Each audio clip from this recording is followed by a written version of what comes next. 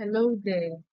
This is a presentation by Week 15 on axial compressor and thermodynamic principles, understanding operations and applications of the first law of thermodynamics. Okay, so here in the contents, introduce an axial compressor, a label diagram of an axial compressor, principle of operation, design and efficiency, application of the first law of thermodynamics, the first law equation for an axial compressor, key insights from the equation, application of axial compressors, and then we conclude. Okay, so an introduction to axial compressor. Axial compressors are sophisticated devices used to compress air or gas in various stages, achieving high pressure and efficiency. They form a physical component in several industries, including aviation, gas turbines, jet engines, power generation, and industrial manufacturing. They also operate in a continuous flow manner, making them efficient for high flow application. These machines represent a pinnacle of engineering, designed to handle large volumes of air while maintaining compactness and efficiency.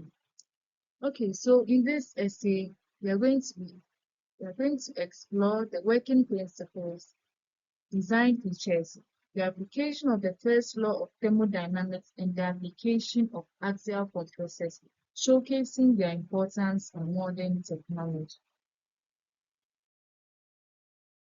Okay, here is a detailed diagram of axial compressors showing its internal parts level. And some of the basic components of axial compressors are the rotors, stators, and diffuser. So when we say rotors are rotating compressor blades that impart energy to the fluid. And stators are the fixed blades that redirect and control airflow. And diffusers help in pressure recovery by slowing down the air.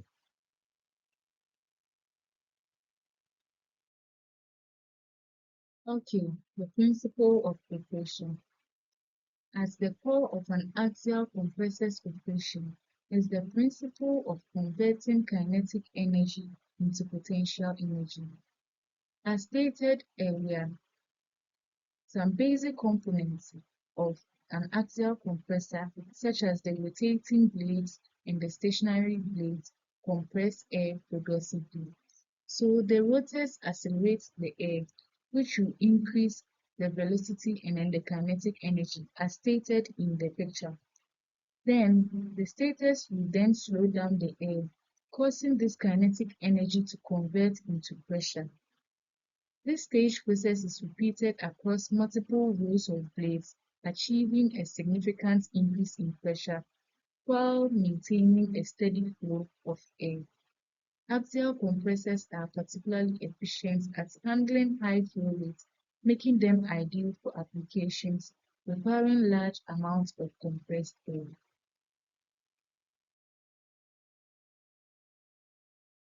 So design and efficiency.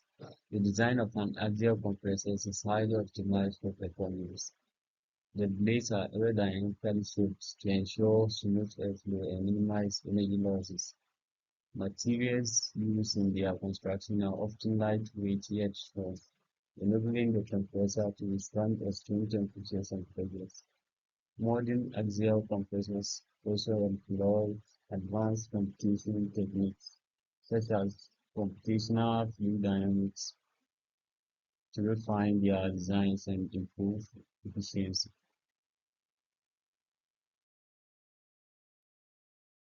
One of the most notable advantages of axial compressors is their ability to achieve high efficiency with continuous operations.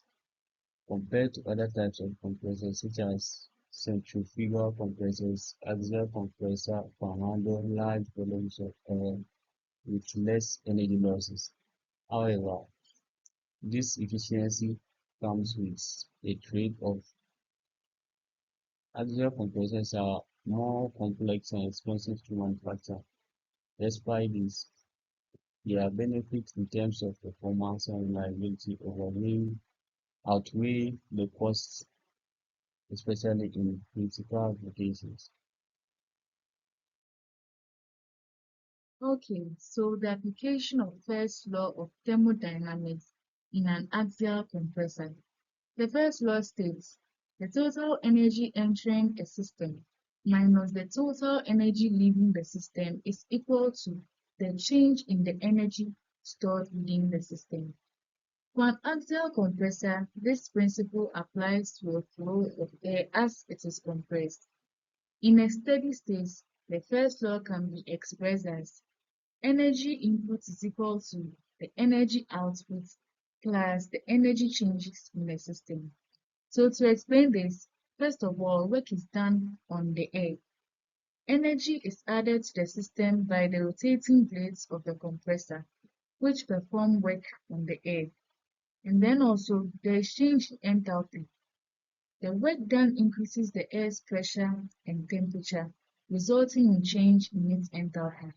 Since temperature is since enthalpy depends on temperature, when there is a change in temperature, there is definitely going to be a change in its enthalpy. And then also kinetic and potential energy changes. These are generally small compared to the change in enthalpy and work inputs, but can be included for precise calculation. So kinetic and potential energy, they have a small value, but since we want a precise calculation, we include them. Here is the first law equation for an axial compressor. The steady flow energy equation for an axial compressor can be written as the change in enthalpy plus the change in velocity squared all divided by 2 plus the change in potential energy, which is equal to the work done. So to explain the equation, H1 and H2 represents the specific enthalpy of the air at the inlet and then the outlet. And V1 and V2 also explains the air velocity at the inlet and the outlet. Z1 and Z2 is the elevation at the inlet and outlet. G is the gravitational acceleration. W is the work done on the air per unit mass. So for an axial compressor, the change in potential image is negligible because height difference is minimal. Thus, the equation simplifies to the change in enthalpy plus the change in velocity squared all divided by 2, which is equal to the work done per unit mass.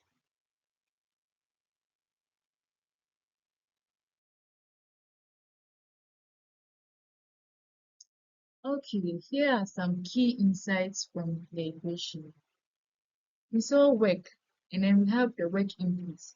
The primary source of energy in an axial compressor is the work done by the rotating blades, which increases the specific enthalpy of the air. So work is done by the rotating blades. Then enthalpy change. The increase in enthalpy corresponds directly to a rise in the air's pressure and temperature, which is a goal for compression. Then kinetic energy. The velocity of the air may slightly increase or decrease depending on the design of the compressor, but the kinetic energy change is usually small compared to the enthalpy change.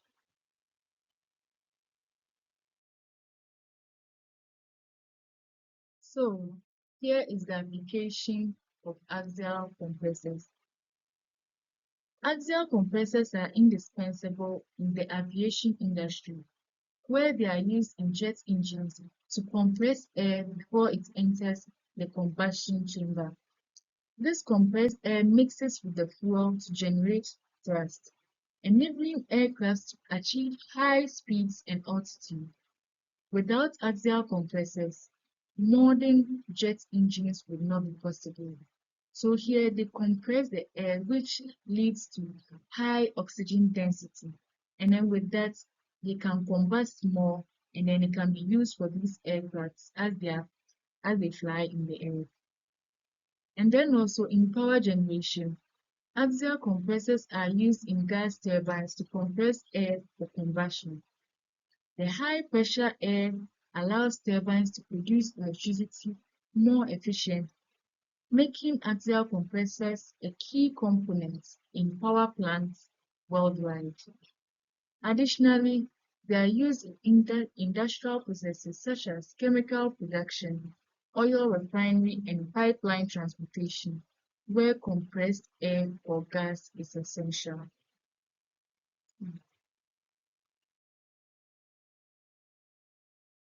Okay.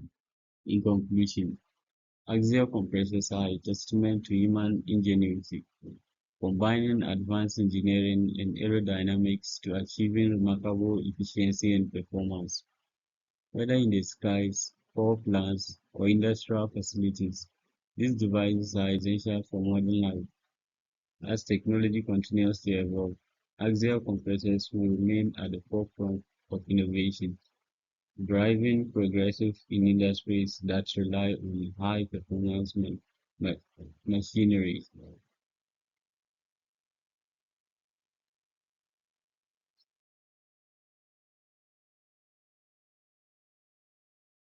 Okay, so this is the end. Thank you.